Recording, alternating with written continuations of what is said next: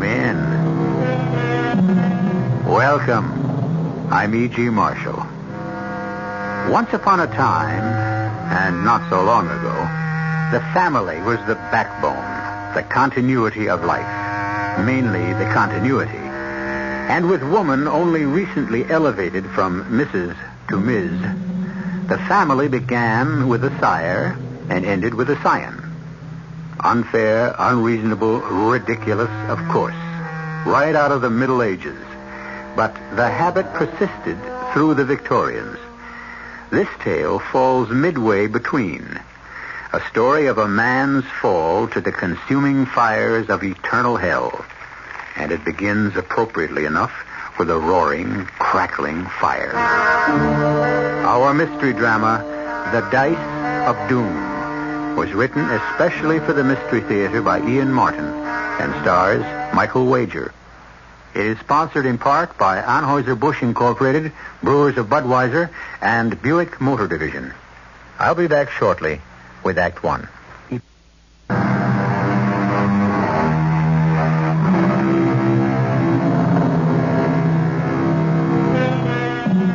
The fascination of the future. It haunts and tempts all of us. If we could just know what it held for us. But that's only because if it should be bleak or full of disaster, the human heart cannot help but believe that foreknowledge would help us somehow to change it. But in saner moments, all of us should realize it is far, far better not to know what fate holds in store for us. How much better Rudy Schroll would have been had he left it to luck, fortune, the roll of the dice. That is, any dice except the ones he came to own. Father? I'm still alive, Rudy. Take me upstairs. Of course, but I want to know what was in the papers you burned. Have no fear. I shall not let life go until I tell what must be told. But upstairs, please. I want to die in my own bed.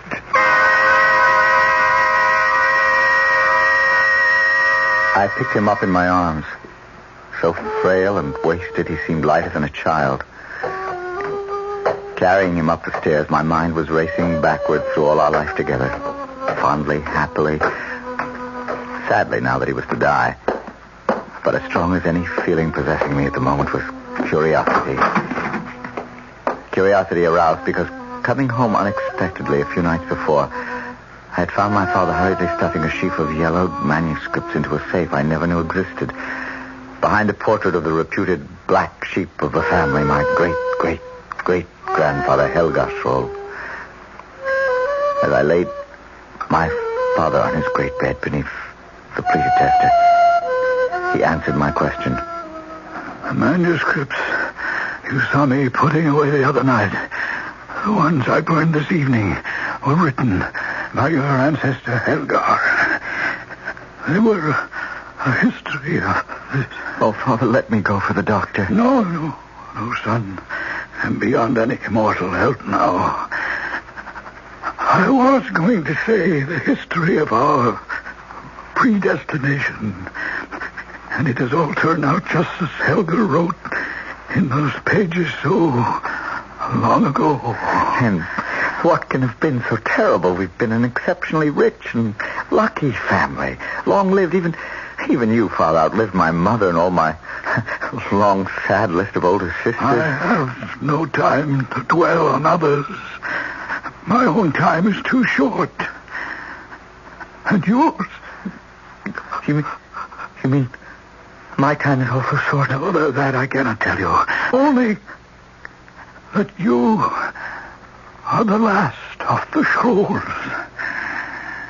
The family ends with me? Yes, but in return, you are promised two things which will bring you every worldly advantage you desire.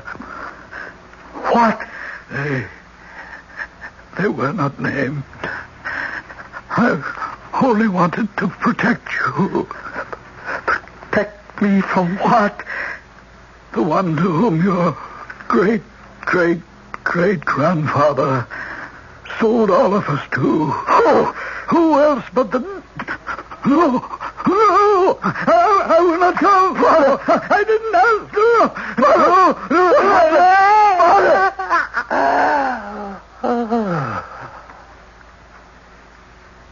He's dead. Oh, no.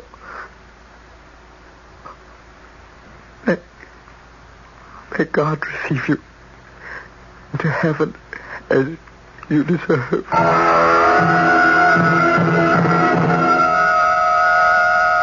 So I came into my inheritance. An inheritance which didn't last long. The last of the Schrolls, with the natural good spirits of youth, soon forgot all feelings of gloom and doom. I returned to the university in a life of wine, women, and most important of all, the siren song that was the theme of my life. Now, by my hope of heaven, send me an 8. Anyway. There goes your hope of heaven. Still, Johann, he was close enough by all odds. For once, 7 is not your lucky number, Rudy. For once? When is it with these accursed dice, Friedel? My dice. May we continue? How? You've taken every pfennig I own. Not except IOUs, old friend. Well, my guardian has refused to honor them. Parsimonious old tightwad. I'm on his side. Since you were to marry my sister, I don't want you a pauper. Oh, Charlotte, you'd have no fear of that. The way you throw your money about, my friend, she shouldn't count on it. Now, if she were to choose me... Well, she didn't. Poor girl. She doesn't know what she's missing. Oh, well, lucky at dice, unlucky in love. So, the game is over, I take it? I have little taste for any further. If you need money, Rudy, borrow from me or take back what you lost. You know we're friends, and what's mine is yours, or Johann. Oh, thanks, Friedel. But my guardian will be here by tomorrow and make all the wedding arrangements for Herr Weber. Is the date so soon? My father is close enough to members of King Frederick's court to hear rumors of war being imminent. Oh, wouldn't that be great? War? We should all be officers, we 3. We'd be commissioned immediately. Released from the bondage of this grinding charnel house of education. Doesn't it make your blood boil with excitement? I'm not so sure a man can get killed in a war. Oh, not an officer, Rudy. They're much too valuable to waste. Well, see you on the ramparts, fellow soldiers. He's such a good-hearted fellow, you can't help liking him. Well, I do in all ways except one. I'm always afraid I'll lose Lotte to him. You're jesting. My sister loves only you. I hope. I don't like his love for the battlefield. Oh, he loves war no more than you or I. He's a romanticist. It's the trappings, the uniforms that attract Friedel. At all events, I'm glad of the rumors myself. You? Yes, because it will speed up your marriage to Lotte. I think she's just what you need to settle you down before you give in completely to your other love affair. What love affair? Gambling. The dice. If I had my way, I'd see you and Charlotte married tomorrow. As it happened, Johann was a better prophet than he could ever have realized. Lotte and I weren't married the next day, but with foreign affairs worsening, we were married within the next month. The following weeks were the happiest of my life. Lotte brought me a handsome dowry, and at last I had control of my own estate. And then, war broke out. There was no escape for anyone who considered himself a gentleman. Johann Friedel and myself prepared, with, I must admit, quite excitement to leave for the front. Rudy, I think you must be mad. I have to go, Lotte. Everyone has joined the colors. Johann Friedel. My brother and that conceited Frederick von Holtzborn are not married. They are not leaving a wife behind. Do you want to be ashamed of me? I want you to be alive. I'd like to have a father for my child. You're having a child? Mine? Well, I hope you don't think it's anyone else's. Oh, I didn't mean that. I mean, well, it's so wonderful, dear. Except what? I can't explain. Just some family mumbo jumbo. It doesn't mean anything now. Oh, my darling, you can't know how happy I am to know that there's to be another generation of Schrolls. Well, why shouldn't there be? And since you're going to be a father, you should be excused from fighting. Lotte, you're right. I'm going to resign my commission today. Unfortunately, I quickly discovered that to leave an army is an infinitely more difficult thing than to join one. Although I would not admit it, I was as disconsolate as my wife. I had no desire for warfare when I reported for duty with Johann and Friedel. Still, the first months in camp were enjoyable enough. There were balls and festive dinners and a great deal of parading and being offered the favors of young and beautiful women who were completely captivated by soldiers. And there were the never-ending dash games, at which, unfortunately, I lost and lost. Never-ending. That is, until one day. Well, boys, this is it. This is what? The war, the front line. Our chance to prove ourselves at last. Prove ourselves how? Why, that cannon fire is cutting us to ribbons. We've got to storm the hill and strike those guns. So, order the men to attack. They must be led, not by me. What are you, a coward? No more than I am. We wouldn't have a chance, Friedel. We'd be cut to ribbons before we got halfway there. Not with my luck. Follow me, and you'll be safe and heroes. Dead heroes. Rudy is right. You'll take your chances. I'm going to give the command to charge. I'm your superior officer, and neither of you can stop me. Here goes. Soldiers of Prussia, I command you... Rudy! What? You shot him! Madman. Would have let us all into that cannon fire. We'd all have been killed. But your friend, how could you kill him? I value my life more than his. If you value yours, draw your pistol carefully. Aim away from me and fire it.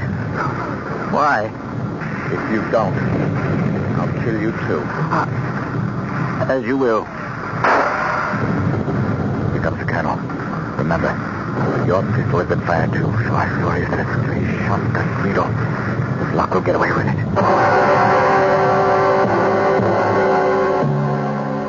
But our luck held only up to a point. Nobody had seen which of us fired the shot, but the bullet was lodged in the back of the head. Johann and I were separated and held for court-martial. It is the decision of this court-martial that murder has been done, and one of you must pay the penalty with your life before a firing squad. I ask once more in the name of God and of your honor as a soldier that the guilty one confess and not have two murders on his conscience. I did not do it. Rudy, how can you... Would you make your sister a widow to save your own life? I did not fire the shot. Very well. This court-martial hereby pronounces the death sentence. The fate of the man that I will be settled by a roll of the dice. The low man will lose. God, take him away.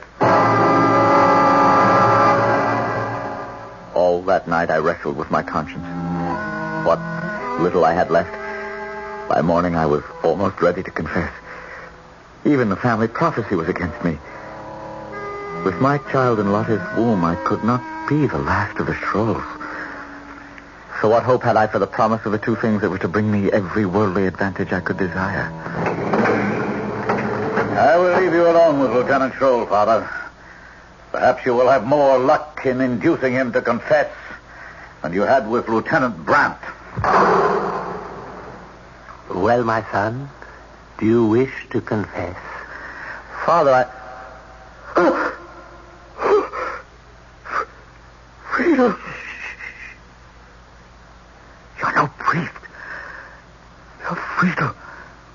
The man I killed.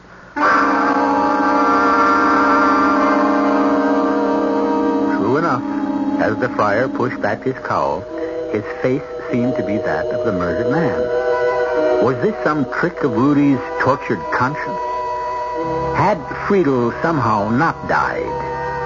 Was this a genuine priest?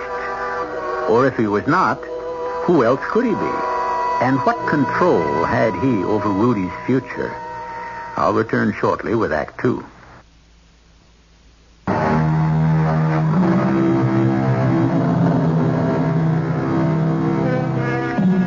In the cell, tortured and dizzy after a sleepless night, facing the fact that a throw of the dice may place him before a firing squad within hours, Rudolph Schroll gazes in horror at the man who stands over his bunk, clad as a priest, but whose face is the face of the friend he murdered. Or is it? For to his fevered gaze, the face seems to swirl and shift and take on many forms, till Rudy is sure of nothing. So, little brother Rudy, I suppose you never expected to see me again. Who are you? You don't remember me? Is it so easy to forget an old friend's face because you shot him in the back? If you mean Friedrich Halsborn. He was mad. If we'd followed him, we'd all have been killed. No doubt. You were quite right to shoot me. You? I don't know who you are. Your friend, Friedel. Friedel is dead. Oh, well, what's in the name? Do you wish to confess his murder? No, no. Then have no fear. I will not expose you. But, Friedel, if you are alive, somehow the man you knew. But I am afraid. Within the next couple of hours, roll of the dice may condemn me to execution for his death. Why not? You're guilty. Oh, no, you can't trick me that easily. Dear Rudy, I can do with you whatsoever I desire. You're not Friedel. I am he whom I choose to be. For this moment, your friend. Remember the story of the manuscripts your father burned? 2 things will bring you every worldly advantage you desire. They will come to you in time. In time? When? How? Who are you? I wear the frock of a priest. Can you not trust them? You are no man of God. Then you must guess who I am. Still, trust in me.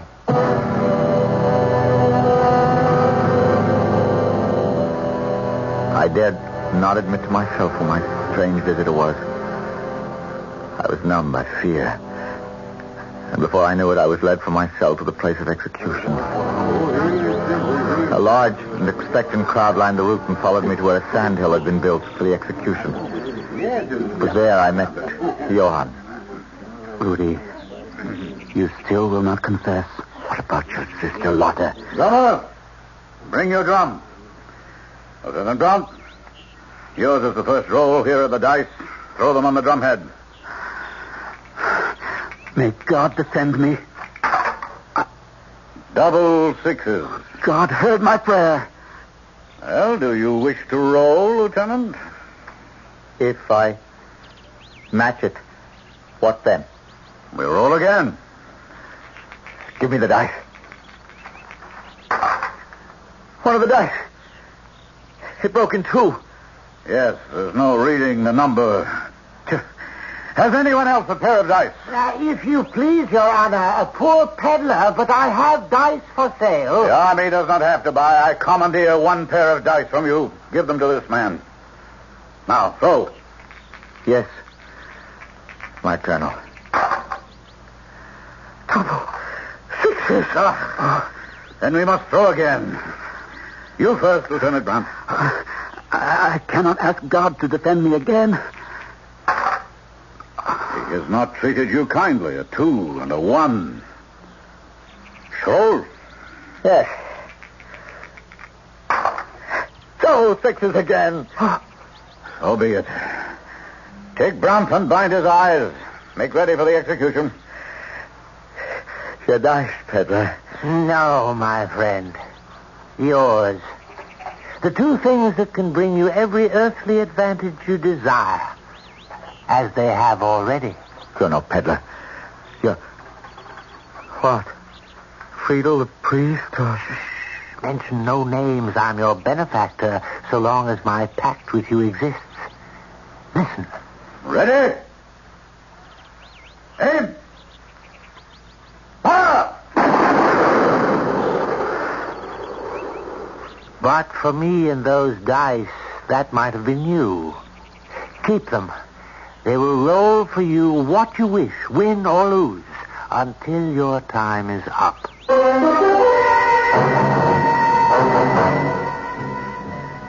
On the sandhill, my best friend and my wife's brother lay dead, riddled with bullets. My only other friend I had killed. Or had I? Was it some shade from beyond the grave who had placed the magic dice in my hand? Some magic they proved to be. I could lose or win at will, and in no time I had bought my way up out of the army. My life, even my wife's, became the lure of the gambling table. Come in. Oh, it's you, Rudy. Who else would you expect, Lottie? Oh, the stupid little maid of mine. I'm waiting for her to bring my dress. What's the matter with any of the others? And nothing I have will fit me. This child of yours is ruining my figure. Upon my word, I'm glad in more ways than one you're carrying a child. Now, what does that mean? Even as it is, the men all pay too much attention to you, and sometimes I think you to them. The baby, that's all you care about anymore. Not me, just your precious child. You don't know how important it is to me to have a son. A son.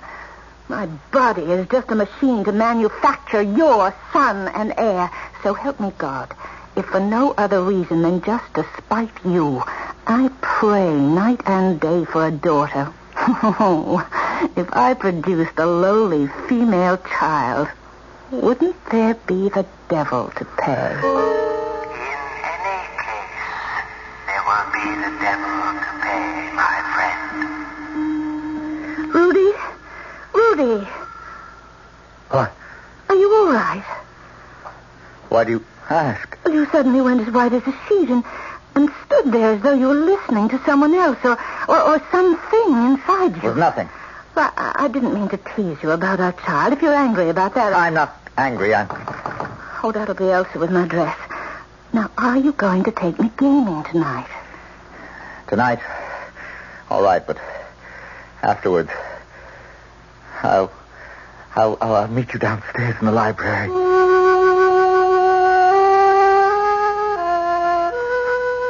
I had to be alone for a moment. Things had been happening so fast and so fortunately, I'd shut my mind against thinking about consequences. But now, with 2 quick brandies to clear my head, I began for the first time to face a riddle I wondered if I knew how to solve.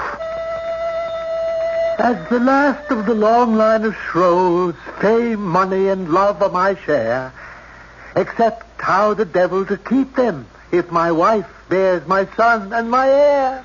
Where did you come from? Who are you? Who else but your friendly fool, your jolly court jester, your majesty? Perhaps you'd recognize me better in this shape. Friedel, again? Would you rather look upon me as I really am? No. I must be going mad. You can't be Friedel. Of course I can't be Friedel any more than a peddler, a priest, or a jester. You know who I am. You also know a pact was made with me long ago, that you were to be the last of the Shroves, and that I would give you 2 things that would bring you every worldly advantage you desire. I have kept my part of the bargain. The devil's dice you have. But you have not kept yours. Your wife is carrying a son. There's nothing I can do about that. There is no way I can destroy my own unborn child. But I can. You have only to ask. No. Very well. You have made your choice. One last word. If you ever need me, light a fire at the last stroke of midnight, throw in the dice, laugh loudly. The dice will split, and I shall come to you.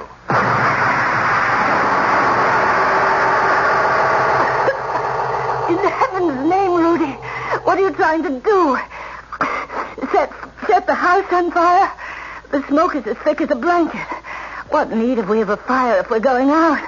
And such a fire. It smells as if the devil flew down the chimney. Not down, little wife, I wanted to say, but up. But I had no words left to say in a raging desire to bury my thoughts, make my mind a blank, shut out everything with the wonderful fever that had brought me every night to the tables, where I could win or lose at will, where I alone was king. Casserole's point is 10. Dice. A 5 and a 2. 7 is a loser. That is 40 to the first better, 20 to Mynheer number 2, 50 to the lady. What's wrong, Rudy? You lost again. That's right. But this is the 10th night running. Now, you must go back and win. With what? With your luck, your magic touch. You always end up winners. This time, apparently, I can't go back. Why not? Because I have no money. No, but my jewels. Already pawned. We're bankrupt, Lotte. But what are we going to do? Come along, we must get home. I have things to do.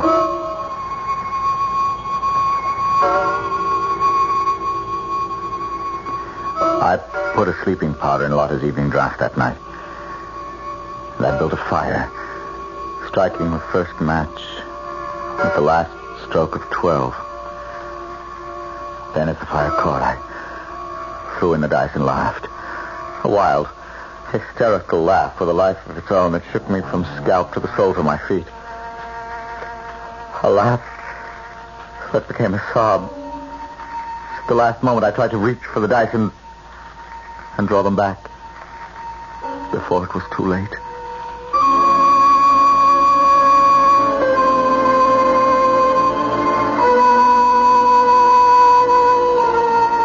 Gambling is a fever as overpowering and as vitiating as drugs or alcohol. All can be cured with the addict's cooperation. But eventually there comes a point of no return.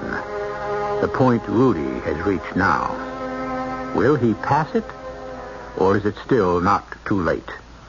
I'll return shortly with Act 3.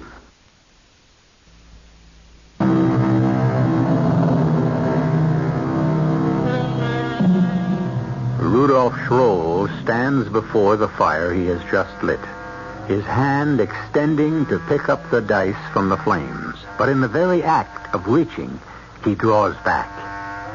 Is it fear or greed that forces him to leave the dice there to split in the heat and summon up his nemesis?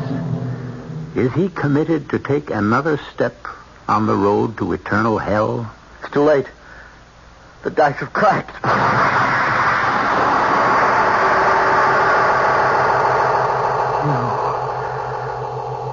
Yourself. Am I not the one you called? Yes, but you are always in some other form. This time the occasion is serious enough for you to see me as I am. Why did they call me? The dice. They've lost their power. Through whose fault? Nearly 200 years ago, I made a pact with your great-great-great-grandfather, Helgar Schroll. For close to 2 centuries, I have lived up to my side of the bargain, as your ancestors have lived up to theirs. Only you have tried to change the terms. I just want what any father wants, a son. A son to carry on the family name? Yes. No. My pact was for 5 generations, and I want no more of the Schrolls to trouble me. No child. But how can... Leave that to me. But I don't want my wife to be hurt. Would you rather I took you now, as I can do with your contract already broken? No. Have no fear. Your wife will come to no harm. You will live out your time on Earth, and the child would never have been born in any case. You underestimate my power, and your dice will have their magic again. See that in all else you obey me, or they will be disarmed, and I shall drag you to the pit that moment. Satan be with you. He was gone as suddenly and completely as he appeared. A devil from blackest hell. And yet as he spoke, his face had rippled like a reflection in a windy pond, and the form kept changing, ever changing, from satyr to Friedel, to the priest, to the peddler, to the croupier, and back to the satyr again. Malevolent, diabolical, menacing. For a moment it seemed a dream, and then I was looking at the dice in my hand. Whole again. And hearing the final proof. Rudy, help me. I'm losing the baby.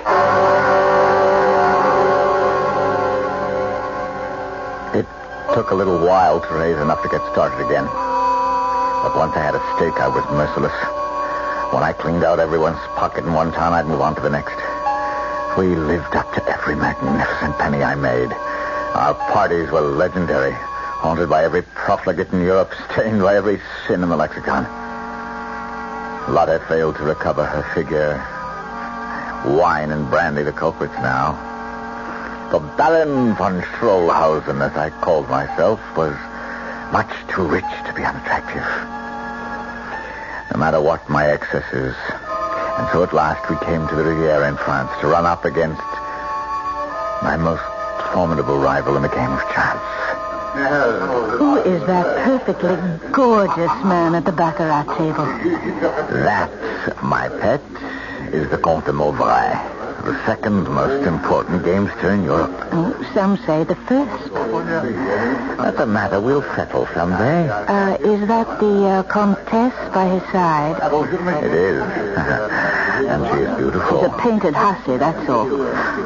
Oh, he's getting up. Perhaps he'll come our way. Lotte, here's 100,000 francs. The wheel is waiting for you. Oh, but I prefer to meet the Comte alone. Go. Yes, Rudy. If you insist. Very few things would tempt me away from the baccarat table, but I believe I recognize the great Baron von Schrollhausen. At your service. And I'm flattered at the recognition. The Comte de Mauvrais is, of course, known worldwide. Oh, I am flattered in return. May I present my Comtesse Margot, the Baron? A pleasure long deferred, Monsieur le Baron. That is your wife who just left? Yes, Lotte, she is not at her best these days. Oh? Well, I'm being unfair only because I am blinded by your beauty. A fluttering little hand lay in mine like a bird's as I kissed the back of it. But from her palm to mine was passed a tiny ball of paper. Well, Baron, it was fated we should meet eventually. Eh? When do we cross swords? At what game? Chemin de fer is my favorite. Unfortunately, I do not play cards.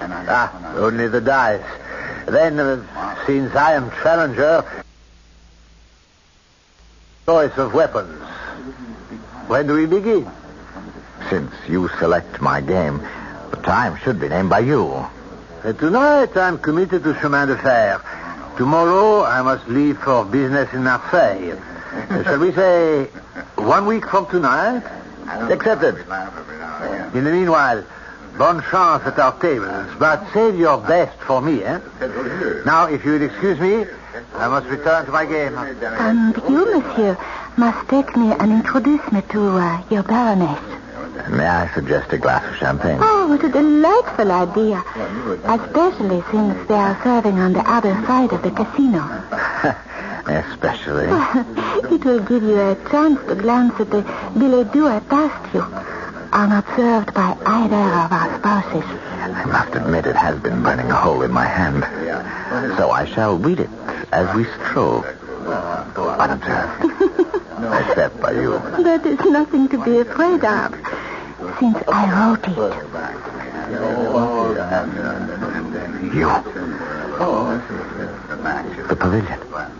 My own Petit Trianon, a private little retreat of mine, at the other end of our chateau garden. And your husband will be away all next week. May I expect you? Most beautiful woman in France. Why, me? Regardez vous-même, Baron. I'm no beauty, Madame la Comtesse. Ah, you are something far better and more exciting. A man among men. A gambler who wins and wins. A man like you gets in my very blood. But your husband My husband and I are one thing. You and I, another. Besides, he will be away. I shall expect you tomorrow at, say, 4.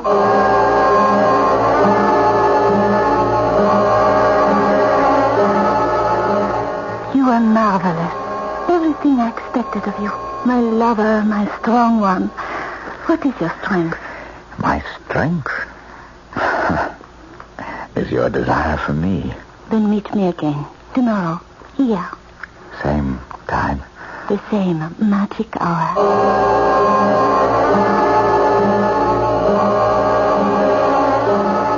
What makes a man a gambler, Rudy? I don't know what makes a man a doctor. Study, dedication, desire. Well, for a gambler, the first two, but the third, that's a fever, Margot. Must we waste our short hours together talking? Not when you mention fever. That's what you've become for me. But you've already won me. Not enough, not yet. Not for me. With you.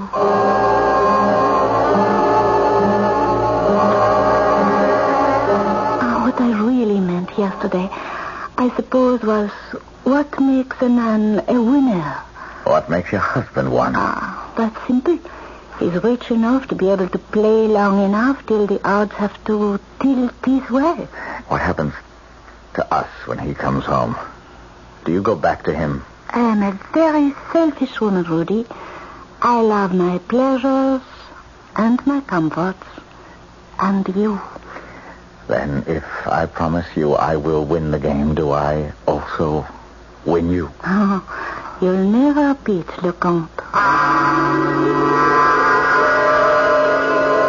And so, 3 days later, the great game began. I let the 200,000 francs ride. Will the Comte cover me? The ballon is covered. Very well. H is the point. Easy H. Anyway. I win. My dice, I believe. 11. A winner. I let all ride. How much is in the pot? 840,000 francs. You're covered. A natural lucky 7. Will you cover me again? It was impossible. 5 nights in a row I lost to the Count. With my dice, but that couldn't be. No one could cast a spell over them but me. Unless I drew them from my pocket, examined them, twisted them this way and that under the light. But that was part of their secret. How could they be told from an ordinary pair? And this was no ordinary pair because I never let them out of my possession. Margot, they're gone. I'd been taken in by one of the oldest tricks in the world. Where are they, Margot? Rudy, where? My dice! You stole them from me to give your husband. Rudy, don't be silly and put down those pistols. I suggest the same thing. So you're here, Monsieur le Comte. Very well, my dice. Oh, I swear I'll shoot that witch that charmed them away from me. I don't have your dice. I warn you. I'll shoot her if you don't give them up. Shoot and be damned. Ah, Dieu. No. Mon Dieu. You've killed her. Just as I'll kill you to get my dice back. They are not yours, Rudy. They're mine. And I decided it was time to take them back. Poor Margot. Still, her death will serve a purpose. You will be guillotined, my friend. But don't worry. When you join me, I'll rejoin you. Damn you, my dice! You can't damn me. You think not? That was enough to kill me when I was Friedel, old friend. But you need more firepower than that to stop the devil.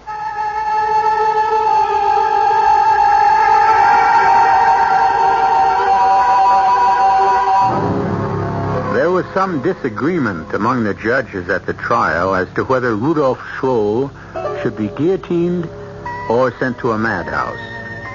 But the Comte's face, as he testified, was so white and frozen with grief that Rudy's wild story was judged a deliberate attempt to escape his crime of conscience. He died under the knife, fulfilling the prophecy that he would be the last of the Schrolls. I'll be back shortly.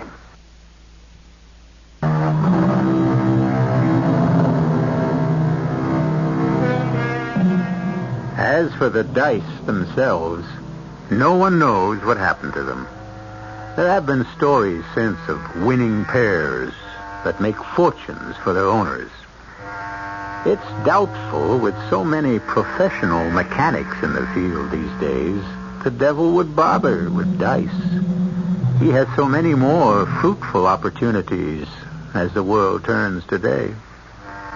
Our cast included Michael Wager, Carol Teitel, Ian Martin, Gordon Gould, and Robert Dryden. The entire production was under the direction of Hyman Brown. Radio Mystery Theater was sponsored in part by Sign-Off, the sinus medicines. This is E.G. Marshall inviting you to return to our Mystery Theater for another adventure in the macabre. Until next time, pleasant dreams.